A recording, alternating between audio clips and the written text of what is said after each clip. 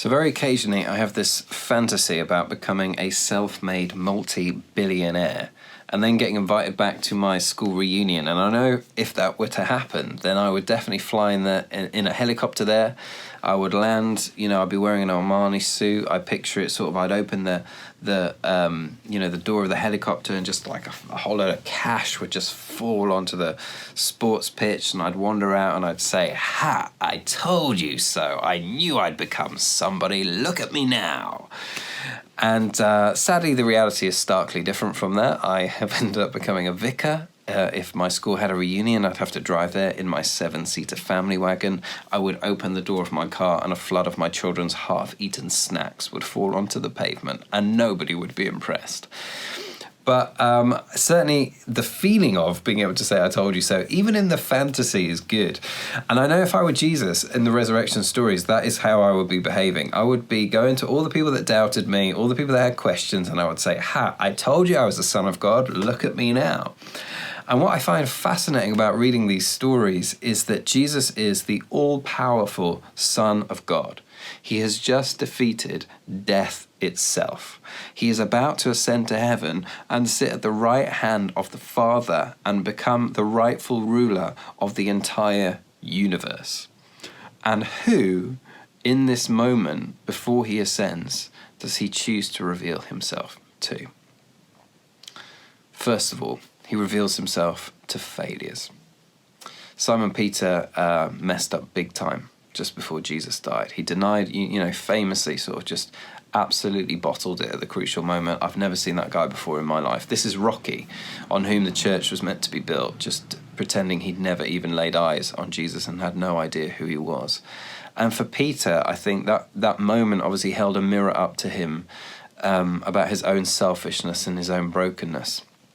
I remember reading the story of this guy called Malcolm Muggeridge. He was a journalist back in the day, and he ended up becoming a Christian fairly late in life, but he talks about a time when this is years and years ago now, but when he was a journalist in India, and he had always had a fantasy about having an affair with somebody. And he, one morning he was by the banks of the Ganges River, and he saw this lady sort of through the mist in the distance, taking her clothes off and getting into the river. And so he thought that this could be his opportunity, to try and have an affair. So he took his clothes off and he got into the river and he swam towards her. And he said he got near her and she suddenly realized there was somebody else in the water that early in the morning. She was really startled. And as he got closer, he said he realised that she was startled not just because suddenly there was this bloke in the water with her, but because she was a leper, and her face was hideously disformed. And in those days and in that culture, she was to be shunned, and someone was there approaching her. And he said he had this realisation in that moment as he saw her looking at her, that however disfigured she might be, because of her disease, it was nothing in comparison to the ugliness of his own soul. Wow. And that's kind of what I imagine Peter realised, maybe with different language, but just he realised he really was a failure. He really was sinful and selfish. And I've had my own moments, I'm sure you have, of recognising the ugliness of your own soul. We kid ourselves for so long, but sooner or later, it just becomes obvious to us. We can't even live up to our own standards, let alone God's.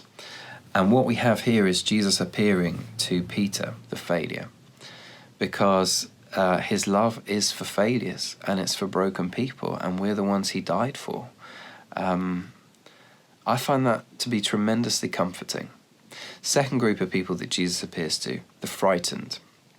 And so they're all locked together in this room. I don't know if you noticed, if you've been reading through the stories, but John chapter 20, verse 19 says, "On the evening of that first day of the week, when the disciples were together, with the doors locked for fear of the Jewish leaders, Jesus came and stood among them and said, 'Peace be with you. Peace be with you.'" We're not locked together, we're locked apart, but we're still frightened. It's a frightening time right now. And what we need, of course, in the midst of it, is peace.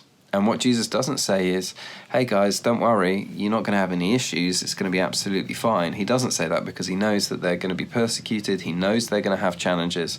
And in the same way for us, his promise is not that all of the issues and all of the challenges that our countries are experiencing at the moment are just going to disappear, but the promise is that he'll be there with us in the middle of it. And when he's near us, that's when we find peace.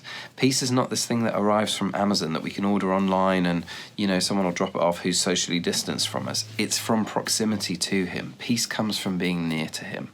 And he assures us time and again that he's going to be present with us through the power of his Spirit.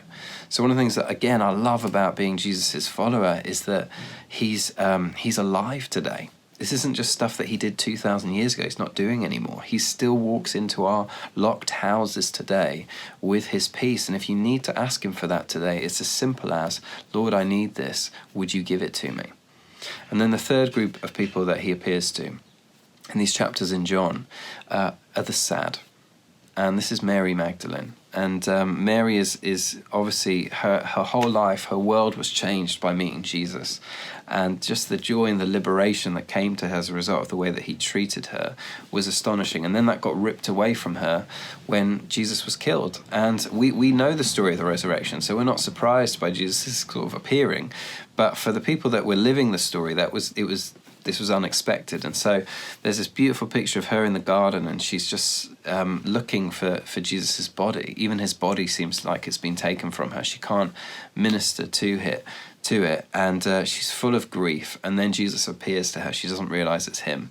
And it says, John chapter 20, verse 15, he asked her, "Woman, why are you crying? Who is it that you're looking for?"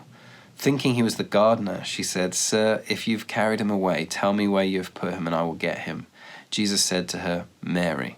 And he must have said her name the way he always said it, because she turned towards him and cried out in Aramaic, "Rabboni," which means teacher.